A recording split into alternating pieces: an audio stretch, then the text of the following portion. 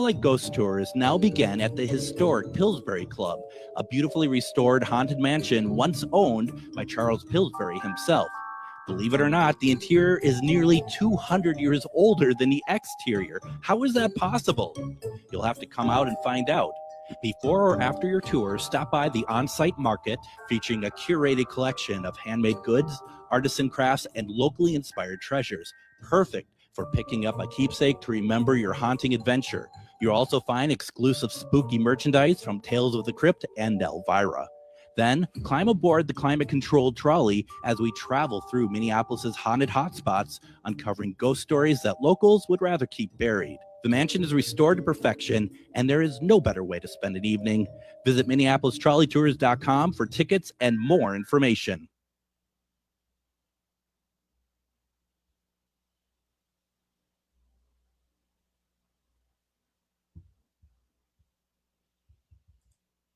With your AM 950 weather, I'm Brett Johnson. Look for clear skies tonight with a low around 51. Thursday, a chance for thunderstorms and a high near 78. And Friday, sunny with a high around 83. Discover macarons like you've never tasted before at Nicolette's Macarons in Plymouth. Pick up a box of elegant French macarons conveniently located right off Highway 169. They're perfect for special gifts, corporate events, or even just yourself. Stop in today or order online at NicolettesMacarons.com. Portions of the following program may be pre-recorded. In 1856, this The views beautiful expressed hotel. and the opinions given by the individual host, guest, random reptoid, or chupacabra may not necessarily reflect those of AM 950 Radio, its affiliates, or its sponsors. Now, it's time to step into the unknown.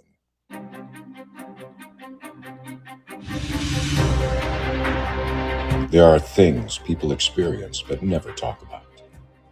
A shadow moving in the corner, flickering of the lights, a disembodied voice. We invite you to talk with us. Share your story, share your experience, because this isn't just your story, this is our story. This is Ghostbox Radio with Greg Bakken.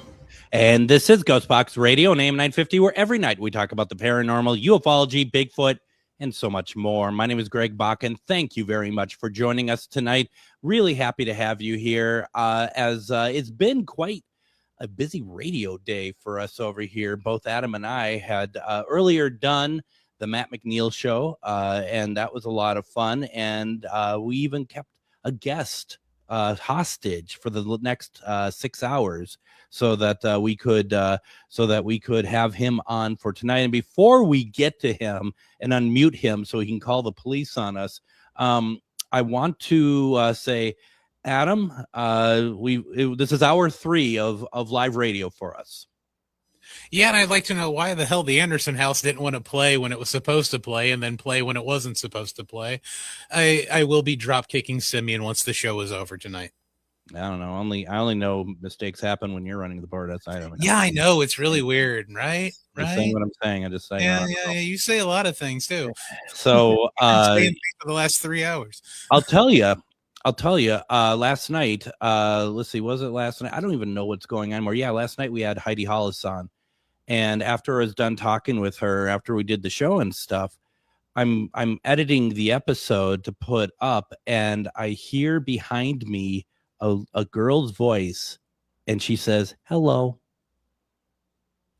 It wasn't the doll? I don't know. That beats. I really don't know. Well, I'm sure the doll has spoken before. I mean, did it sound like the doll? I've never heard the doll speak before. I'm honestly shocked. I would have imagined at some point you would have had a disembodied voice in that room from that doll. I mean, I get words in my head that I don't know where they come from. They're like stuff like kill, and no, I'm just kidding. Robert does have a lock on his door, right? I don't know what he does. Never know what he does. So yeah, no, it was very interesting last night, but I don't know what it was. But was it a male? Was it like you said, like a little girl? Like a little girl's voice, like hello. It actually sounded like and I don't know if you heard when we were over at the Pillsbury Club, but when I was upstairs getting stuff ready, I would say, because I talk to spirits in the room, I just like, even if they don't respond, I'm like, hi, I'm Greg, I'm here. You know, I just want to say, I hope you have a good night. and I hear in the corner of the room, hello, I'm here, but like on the other side of the door. And it kind of reminded me of that voice, actually. Ooh, make sure you sage. Well, I don't think I need to sage per se, but I just want to make sure that, everything's fine. So maybe she'll talk to us tonight. Who knows? We'll That'd be see. cool. That would be We'll cool. see what happens. Because our guest, Matt Schmidt, is a glutton for punishment. He has decided that he is going to be joining us tonight, even though he was with us at the 4:00 hour. And I couldn't be more thrilled to have him with me again tonight. Now, obviously, it's funny because I actually we had this planned first, and then as I was getting ready for Matt's show, I thought, it'd be really fun to bring Matt on during Matt's show today, bring Matt on during Matt's show, so that we could talk about quantum healing. And Matt Schmidt, who is our guest tonight, he is a quantum healing practitioner. We've had him on a number of times and love having him on. What do you think, Matt? Was it okay? Did it feel good? Do you like it? I had a blast. It was great, and excited for a night to take the filter off, and Ghostbox Radio. We can discuss things a little bit more openly, so that's nice too. But yeah, because it's a different audience, isn't it? When we did this afternoon, it was more of a introductory to quantum healing, which is fine, and it's just. And I really like your approach. It's really all it is I just want to let you know what it is and let you kind of take it from there. Really, it's not a hard sell. It's just here it is. We want to tell you about something we think is very, very cool and very helpful. Yeah, I mean that's it. That's all. Yeah, it's changed my world. Most people can relate to that. It's like, hey. It's so interesting how so many people they just I just wish I could find like the average person who listens to that show and just get their idea of what they thought today. I find it because it's like we said in the show at the 4:00 hour today. You come onto this show, our audience is pretty well versed in a lot of this sort of concepts. You take it to the 4:00 and you don't know, I think. But here's the thing. I don't know about you, Matt, but I get surprised every single time when I meet some people that are not part of our type of work, our type of field, and you bring up some of this stuff and they're pretty savvy to it already. Like it's there within them. They're interested in it. They won't necessarily want to, maybe make it at the forefront like we do, but they're on board. And I think that's who I'm hoping that we also talk to today a little bit. I think so. And I've learned never underestimate the power of planting seeds. Like I've had some people come back 2 years later and they're like, hey, remember all that crazy stuff you were talking about back in the day? I'm ready. And so, it takes time to marinate, so, the same reason you don't give a baby a steak, he'll have to be spoon fed and come to their own realizations and find what's right for them. And that really is the journey. So that's just as important part of it as finding this stuff. So, well, I had steak when I was a baby, but anyway. So let's start with this. Last time that you were on, you were getting ready for Contact Modalities Expo, and now that has come and went.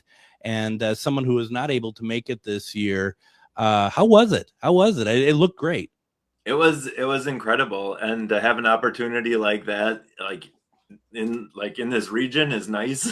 Yeah, it is.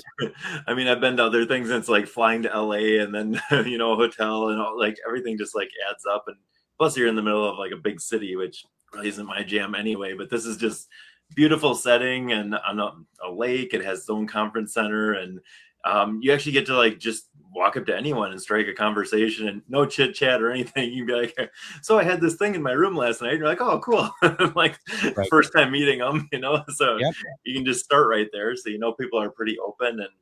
And I originally attended the one the year before as just a participant. And then I just knew I wanted to be more involved because just the vibe is so good, and everyone there is just they're loving it, and everyone's so like, I don't know, just nice and respectful, and I don't know, it's just a different feel than other like conferences and that I've been to. And it is nice because I mean there's a lot of like paranormal conventions that like pop up around the region, and no shade to any of them. That's not what I'm trying to get at. But this being such a unique, hybrid in my mind, and it's not really a hybrid, I guess, because this is all connected. But the idea of talking about UFOs, aliens, but also how energy is a part of everything we do, and is also part of the connectivity of us trying to communicate with aliens and whatnot. Thus, Chris Bledsoe doing the stuff that he was doing that weekend, and there isn't anything like that. And that's kind of speaking towards my language. Now, did you take part in any of those sort of activities where you're going out and watching the sky and doing that sort of thing at night? Sure. Yeah, they had those every night, and they were just like anyone that wanted to show up, meet at the edge of the lake, and it was just beautiful. I mean, just hanging out with people. But then a lot of people had experiences where they, saw different things, and some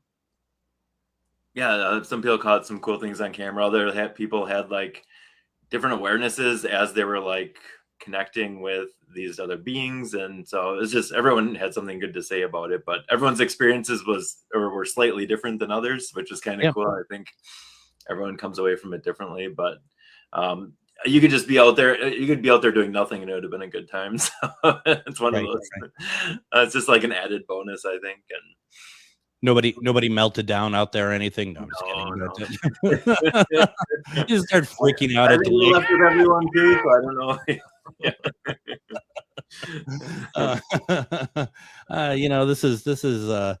It's just kind of funny to think some of that stuff, but I would love that. I would eat all that up. And now also I want to say that I don't know what the deal is currently for pre-reg for next year, but you should be able to pre-reg. I think there's some kind of discount. They already had like a deal going, and I think the dates are the April 30th through May 2nd off the top of my head, but they have like early bird tickets available and everything for the event. And I don't know, definitely recommend going.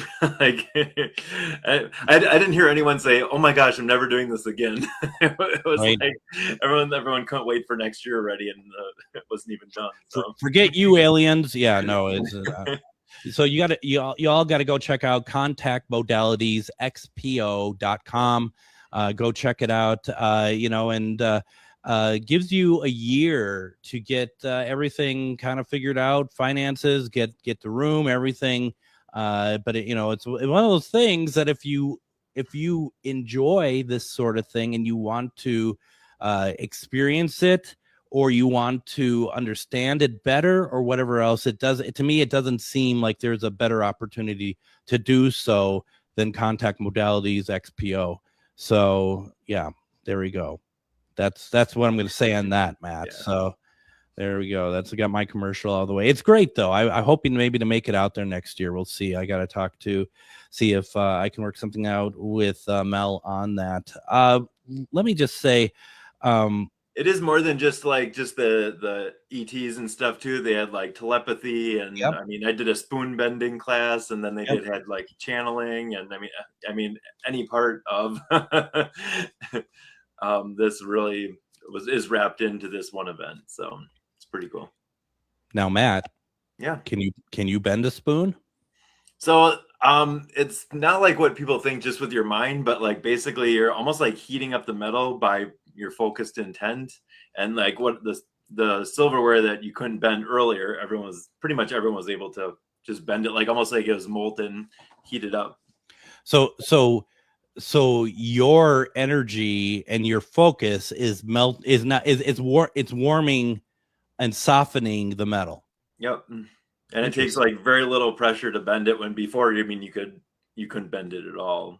So, and in a sense, I mean, we're not too dissimilar from quantum healing with that, in the sense that as we talked about earlier, where you can, you're kind of you possibly in some ways either resculpting or reshaping or find new version. I mean, you're being able to kind of bend the rules of physics, really, in this regard.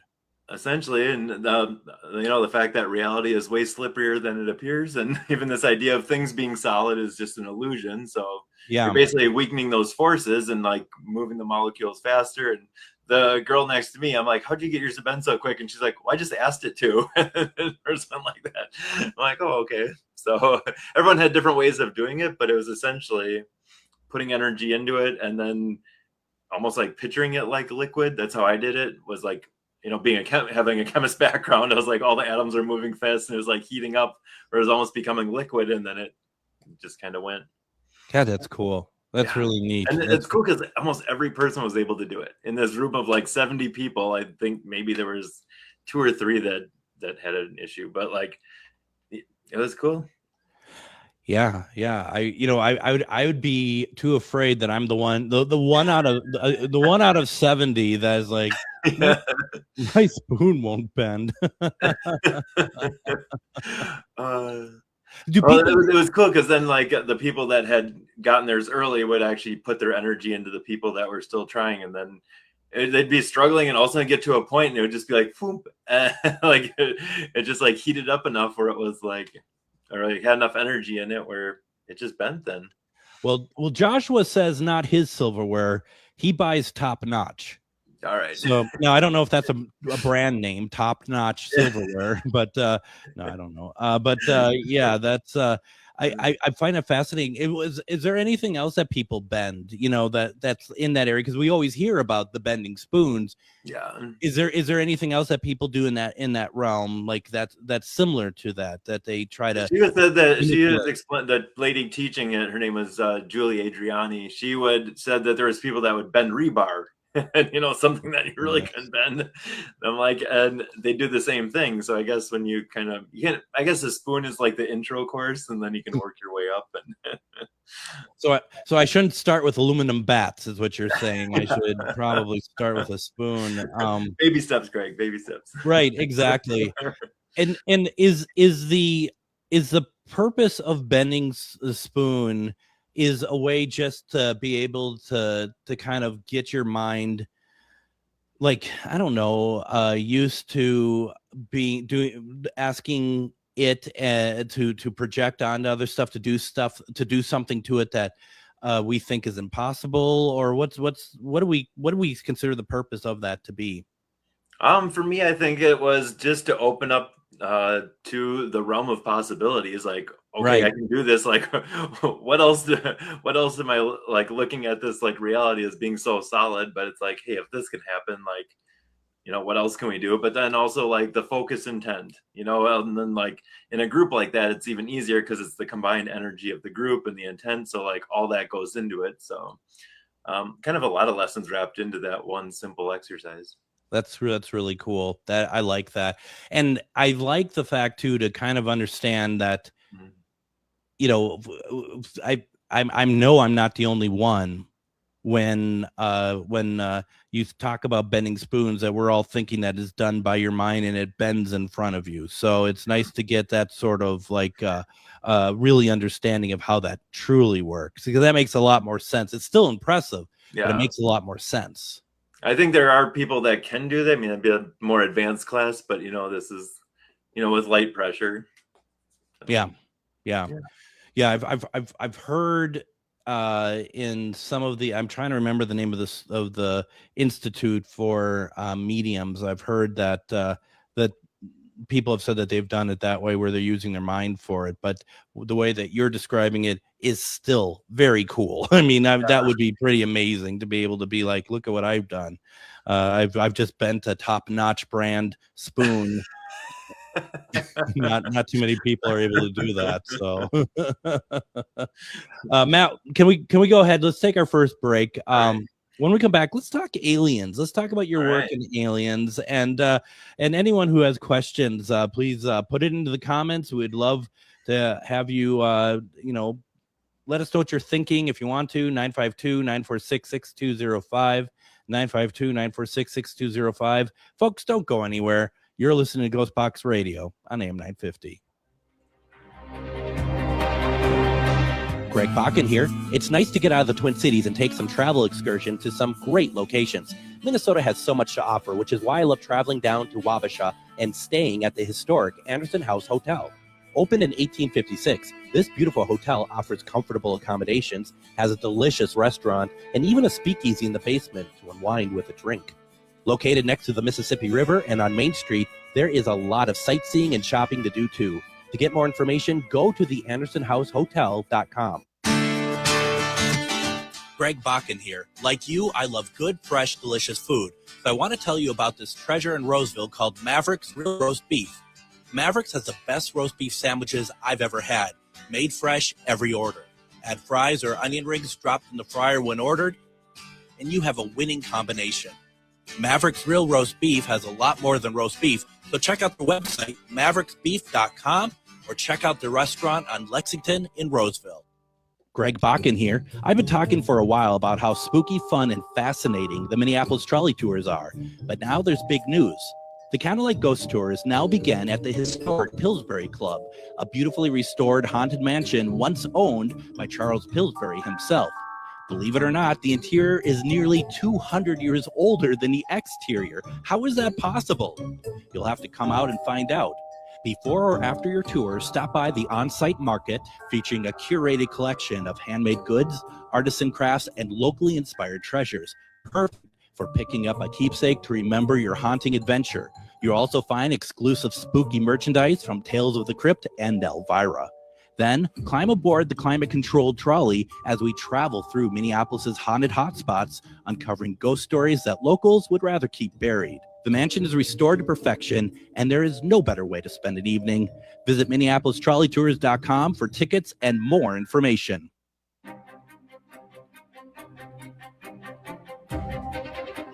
And this is the week. I'm so excited. Tomorrow is the day, Thursday, May 14th. There is a public investigation over at Divine Lights. If you want to join myself and Char Savoy for a paranormal investigation of this beautiful building built in the 1860s in downtown Anoka off of Main Street. It's a fantastic time. And every time we go, especially lately, because we've been having more and more access to the building in different rooms, we are getting some just outstanding responses, and it's been a lot of fun, and we'd like to invite you to join us. So that's tomorrow, May 14th, and it's from 6 to 9 p.m. And you can go ahead, get tickets over at charvinity.com, and you go over to, when you get to the page over on the left-hand side, it says classes and events. You click on that, and that's where you can get the tickets for tomorrow night. And it's Charvinity is spelled CHARVINITY.com. We hope to see you there. It's going to be a lot of fun. We are talking with quantum healing practitioner Matt Schmidt. And this is our number 2 with Matt, actually, as it happens. And I'm very happy to have you with us. Now, when I use the term aliens, is that a term that you would use within how you see them in the work that you do? I would say that works. I tend to prefer extraterrestrial because it's more of a blanket covering everything beyond not only this world, but like outside of this dimension as well. So okay. More loosely defined and just my semantics, but really it covers more of a broader scale, I think, because because that can include things beyond what we would normally like, little green men, or little grays or whatever, the typical understanding of what people would think as an alien. So extraterrestrial seems to be a better description in my book. A better description, and they are a part of your heal. Like they come in sometimes when you heal, when you're doing healing, when you're working on somebody.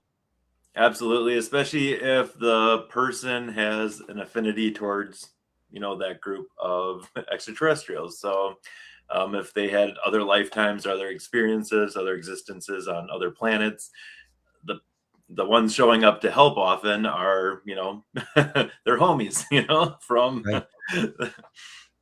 Yeah. I mean, that makes sense. You know, when like last Friday, the current administration had released a bunch of information about declassified files about UFOs, stuff like that. When stuff like that happens, do you care at all? You know, I mean, it's a serious question. Like, is it something that does it interest you at all? I mean, because you seem to have a direct line anyway. Yeah, and I mean, all that stuff is old. It's like, It is. I actually shared it. I'm like, I don't need like the external validation from the government to tell me that this exists. You know, like, yeah, it's cool and it's a good like beginning step. But when you've had your own experiences, I don't need anyone's outside opinion to tell me like what I've experienced myself. So I do think it opens the door for other people that are, kind of on the fence. It's like, oh, this is a real thing, people that are kind of just waking up to this. Yeah. So I kind of see it's still a good thing. But for myself personally, I didn't even look at any of it other than the headline. And I have to agree with. I mean, I didn't look at a whole lot just because I'm lazy, but and I kind of figured anyway that it wasn't going to be really anything mind blowing. But I've had those experiences not the same way that you have. Like, I've had my own experiences where I don't need to have something tell me what I already know. Mm-hmm. But when it comes to like when you had said that you get aliens coming in because maybe it's their homies or whatever else. Yeah. Are you looking at them as like is that like generally like perhaps like star seeds, or is it something even just more generalized than that when it's those people getting like their extraterrestrial buddies coming in and just kind of keeping track of what's going on? I think that is, especially if they're the first one showing up, there is that stronger connection there. And a lot of times there's an agreement for them being here. And it's like, hey, we're going to stay behind and make sure you're doing okay, because Earth is hard. It's a lot of other places out there are a lot easier. Things move a lot quicker. Things are telepathic. And then you get here and it's very dense, for lack of a better word. You get here and it's like, oh. So I think they're almost like our support for helping us to navigate while we're here. So I've had people, with their nervous systems upgraded and all these different things to help them to function here, because they almost have like this hybrid kind of template when they come here. Well, I was going to ask that because I think, and I had talked to you before about Suzanne Worthley being a starseed, and she wrote a book. Do you think a lot of that comes down to the fact that even though the human body is amazing for us on Earth, that it feels like that it, compared to probably what other life forms out in the universe, it's a fairly antiquated system, it feels like. Do you think does that make things, like you said, being on Earth is slower? Sure. Do you think that has something to do with it? Even something as simple as gravity, affects us differently. If you're floating through space, you're going to be affected differently than this human body. So, years of evolution made us. And if you're like floating around space, obviously you're going to adapt differently. So, okay, it's like bridging that gap so you can even just be in this human vessel more readily or more easily. So I think that's where a lot of like the abduction type things come in too, is because they're actually taking their them on a physical level and doing what they need to and kind of putting them back in. And I've actually stumbled upon those because in the work that I do, people can re-access those forgotten memories, like, oh, I missed 2 hours of time. Well, when we get past that block, we can see what happened during that 2 hours that you were missing. And it's been pretty illuminating. And it's always, I've never had it be something that was ill intent or that was against the free will of the person. There was always some agreement. There was never like any harm done to the person. It was just they didn't understand it. So maybe they'd remember blips of it and that scared them, but it's just because they didn't understand it. So once they understand the big picture, they can be more at peace and knowing that it was for their highest good. I mean, and that makes sense. Let's see. Joshua puts in the comments that I've seen many UFOs in Clearwater, but thankfully never abducted like Betty and Barney Hill. I always feel like that if we have an attachment to to aliens in the sense like we might be a case study for some of them. We may, if we have that ongoing activity where some of us are taken over and over and over again. It's also interesting how, like, I just keep going back to this, where extraterrestrials are coming in, maybe when you're working with somebody, that they always keep tabs of these people. Are they, I guess in a sense, keeping tabs of their own? Essentially, and that's what I find, and they're looking out for them. So obviously they're going to step in when we ask for help. Like, they're the ones that show up and, well, we can take you back to where we're from. And they don't have to actually leave. Their consciousness leaves, and they'll take them to like a healing like pond or something that's on their planet, or like med bed technology that will take them on a ship, and then it translates into healing into this world. So it's pretty cool, the things that can happen. The one that was coming to mind is like, this lady had I think he had like a hernia or something, and they're like, we're taking this like mesh from our planet. You don't even have the materials here, and they're putting it on this lady, and she's just laying there. She's not actually doing this, but just in her mind, this is all happening. And I'm like, okay, whatever. And it healed, So like the things that are possible just like keep expanding my mind. So absolutely. Well, and so I had on Heidi Hollis last night. She has written a lot about aliens and shadow people and the Hat Man, and she warns often, you got to be careful because not all aliens are good, just like not all people are good. I would presume that the extraterrestrials that are coming in on your sessions and whatnot are going to be pretty good, because you're at a very high vibration, and that's what you're going to bring in. Am I on track with that? Yeah, and that's kind of the space that we create. Yeah. Occasionally a person will have like what I call like a galactic attachment, when it's just like we can just move. It's also part of the healing, but I just kind of see them as like kind of just like hitchhikers they pick up. But it's also part of the healing. It helps them to get on their way where they need to go. But other than that, it's like the ones that are showing up in the session are there to help. And it's like, I think we create that space for it. So I've never had anything like come in and interfere with that. So yeah. Do you ever see, because talking once again with Heidi, I forget about some of these things. Do you see a variety of different species within the realm and term of extraterrestrial? Like, for example, we were talking about reptilians last night. Have you ever seen anything like that come in? They're actually some of the ones that have been helping me. They're the only ones that I've actually seen like in real life. But when they come to me, they had to like drop their vibration. I had to get upgraded, and we kind of like met in the middle. And I would be looking at them just like I'd be looking at you, but I could see through them, almost like a hologram. And everything was telepathic. I couldn't finish a thought, and it was answered. I didn't even know what I was going to say, and it was already answered. It was so fast. That's how fast the communication was. So they're very advanced. Yeah.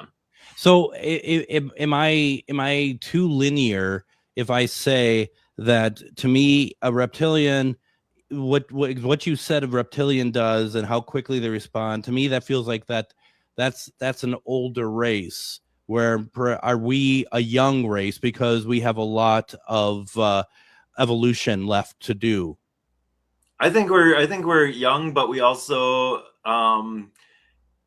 like they're very like not mean, but they're just cold. They don't have a lot of emotion. Everything is very like logical, analytical, and I think we're just different, But overall, I think we are young, but we do have things that we do experience the world different than some of the other races do, and even them, I'm like, because I had heard bad things about reptilians. So the first question I asked, like, first of all, I said, "Are you going to do anything?" They're like, "We're in your room. If we wanted to, we would." And I'm like, "Are you supposed to be bad?" They're like, "Same could be said about humans." And I'm like, "Oh, good point."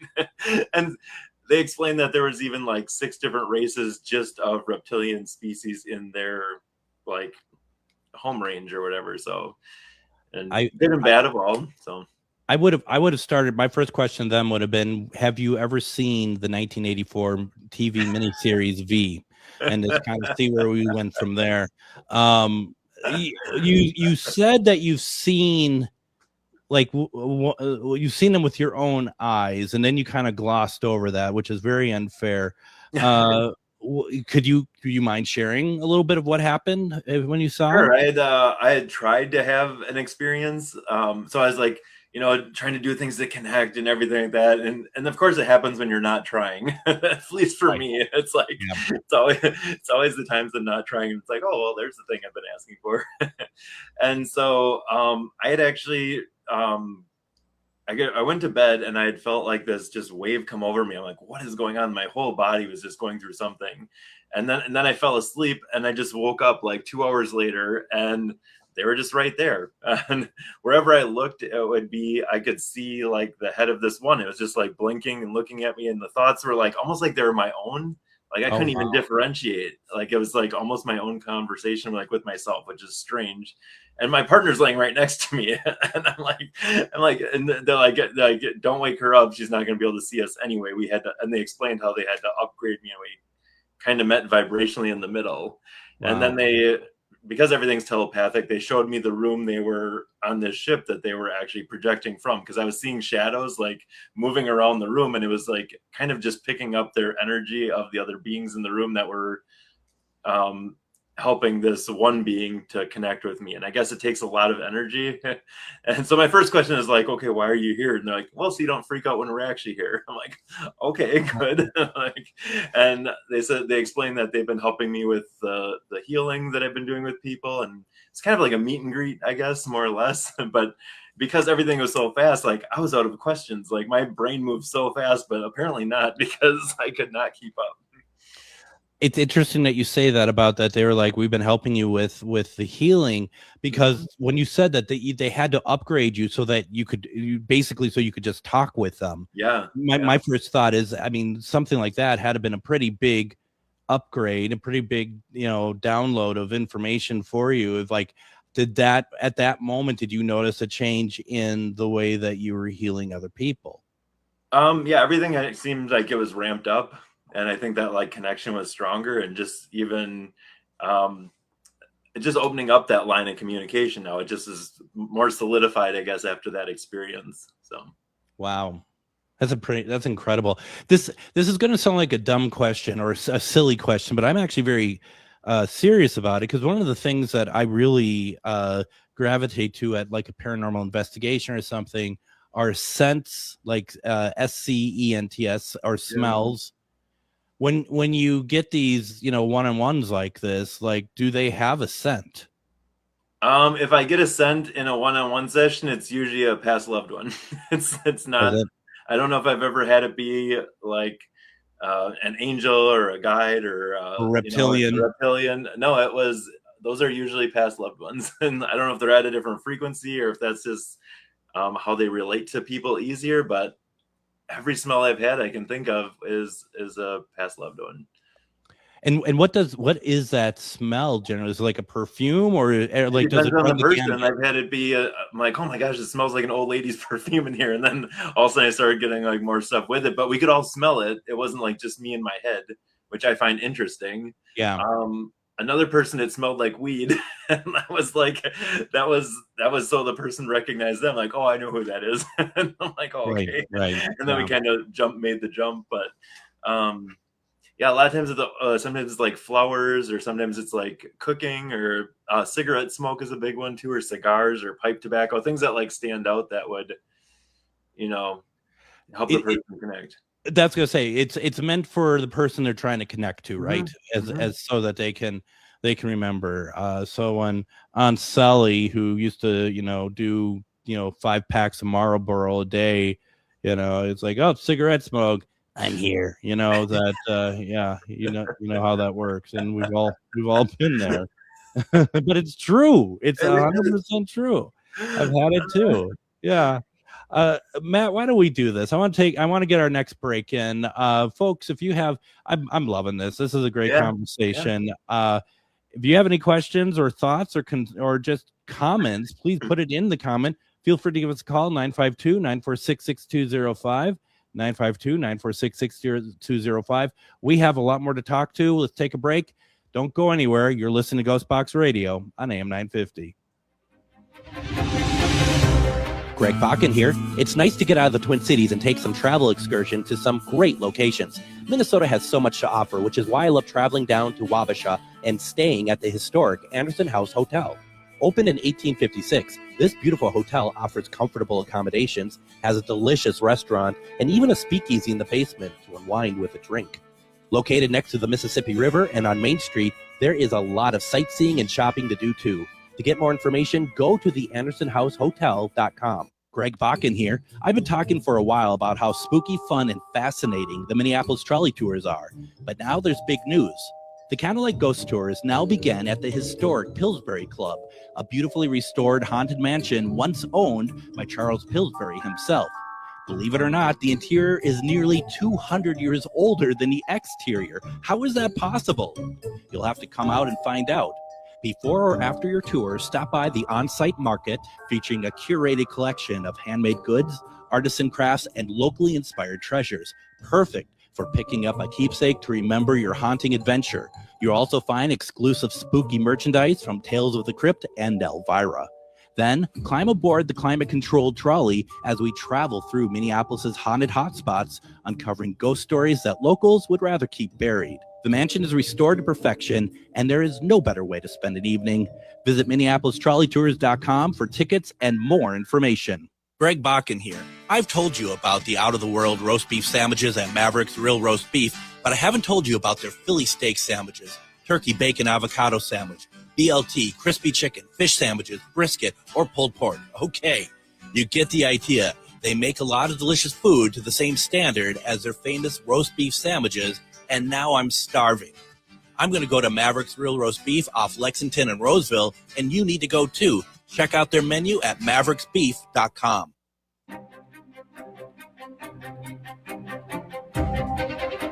And join me tomorrow on Ghostbox Radio with Greg Bakken. We're going to replay a conversation I had with Donald R. Schmidt.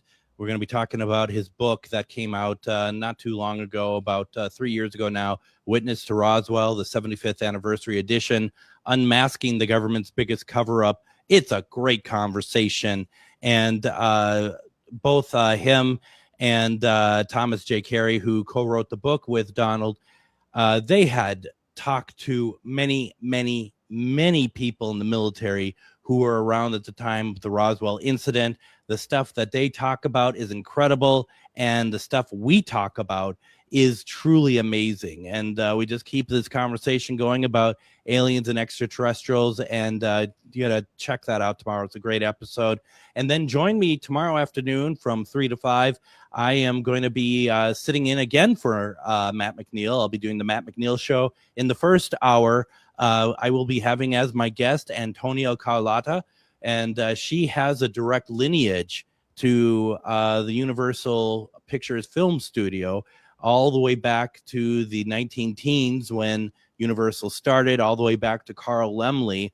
It's a very she's such a great historian of the studio. It's going to be a good conversation. And then at the 4 o'clock hour, my friend Nicholas Harper is going to come in. He is an artist and owns the Rogue Buddha Gallery in Northeast Minneapolis, with Art World coming up and everything else happening. It's always a fun conversation. Him and I also went to grade school together.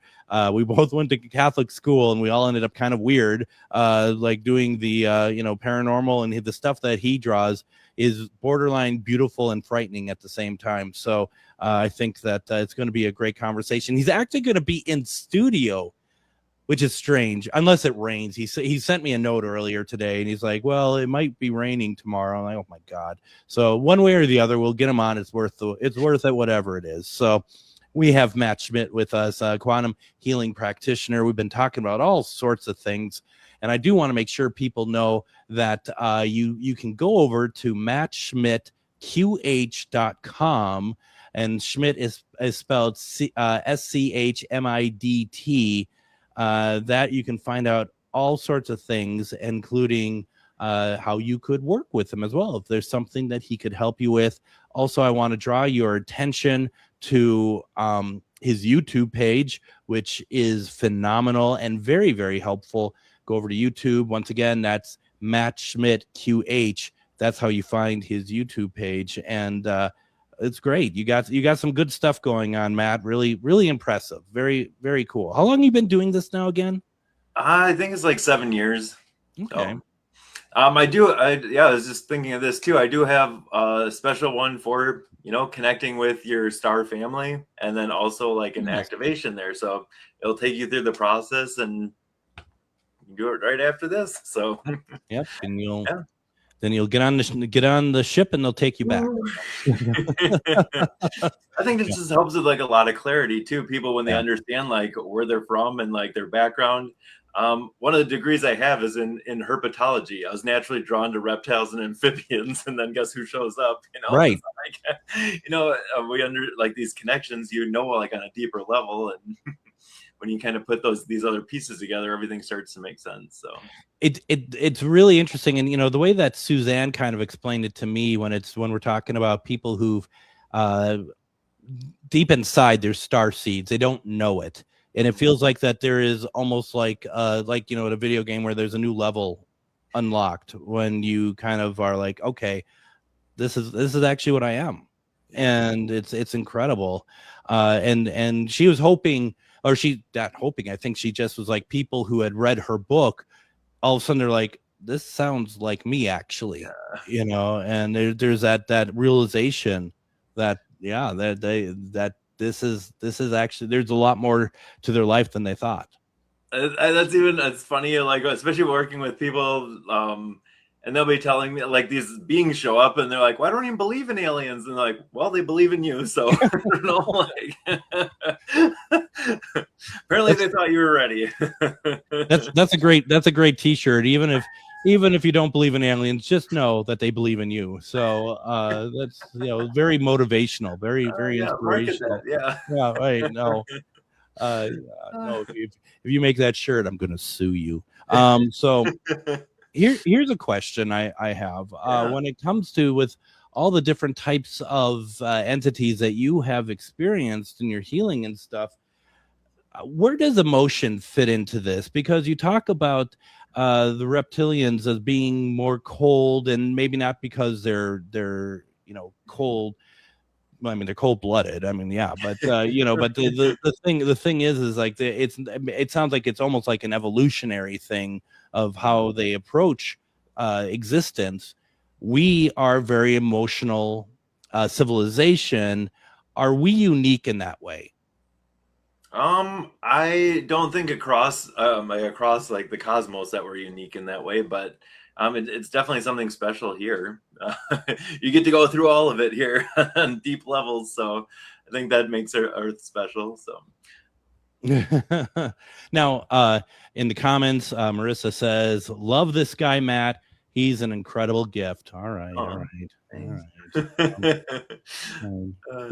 Keep it under control, folks. It's I think there's a good comment there too. Sometimes you feel like a star seed you planted and died. I think some people really struggle with being here, and one of my teachers, Dolores Cannon, talks about these waves of volunteers that came to help out humanity during this time of this basically shift in consciousness. And the first crops had a hard time with it. A lot of addiction, a lot of suicide. They didn't want to be here. Everything's great, and they get here and they're like, what am I doing here? I'm sure it looks better in the brochure before they get here, but just a lot of struggles. And then there was like kind of the second wave, and that's kind of like my generation. And then the wave after that. And now the kids coming in are just more tapped in. They're more connected. There is no really. That makes a lot of sense. Linda Judd says, "Don't sue Matt." I say, don't tell me what to do. And Tracy, it's like the floodgates have opened. I said, please leave a comment. They're all leaving nice comments about you, which is I'm not saying it's not deserved. First of all, it's very good. And poor Matt has put up with me for 2 hours now. Matt has helped me to really understand myself, and that's great. I mean that's really important. And Marissa wrote also that she's been watching you for years now. How does it feel? I mean, and I want you to kind of just kind of put yourself in, just kind of like sitting outside of yourself here for a second. What do you feel when you see comments like that? That showing that you are making such an impact on people's lives.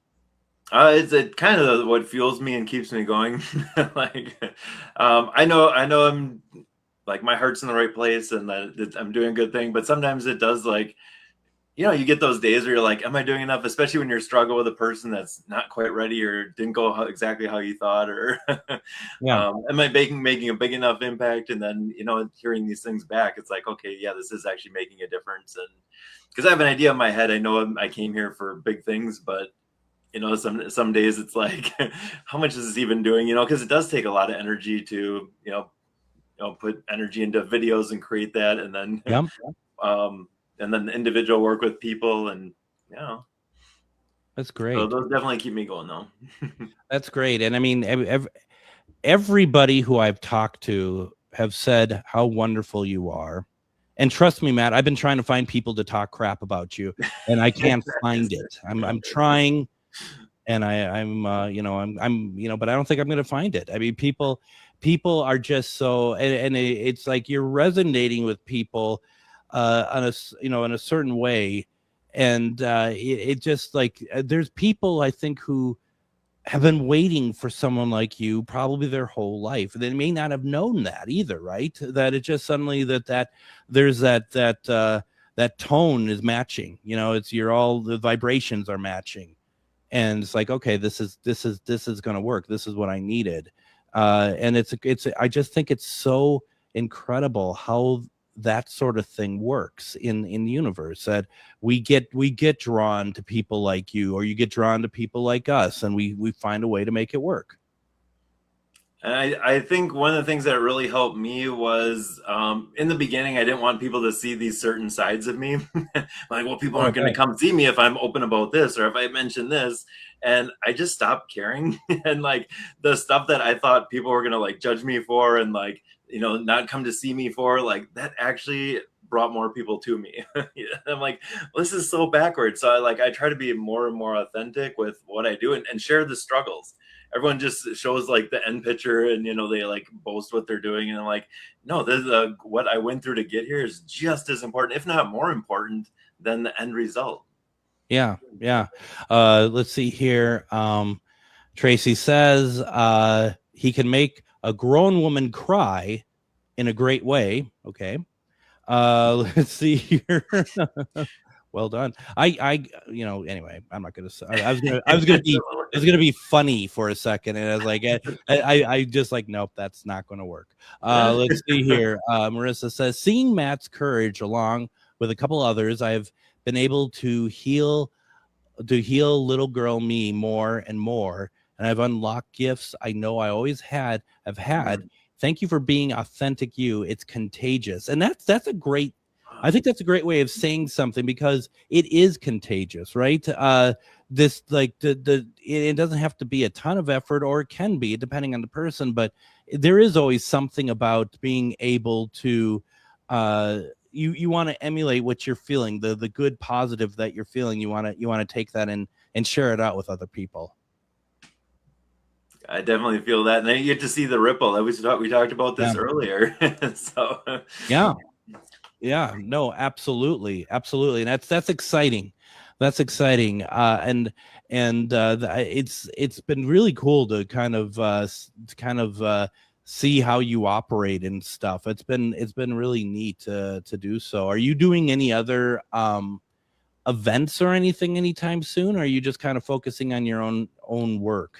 We have some events coming up. It's kind of like retreat season with summer, so we have a couple of retreats that are on my website, and a couple of just community events here and there, a couple, one or two conferences coming up, but those are all listed on my events page on mattschmidtqh.com. So mattschmidtqh.com. That's where you want to go.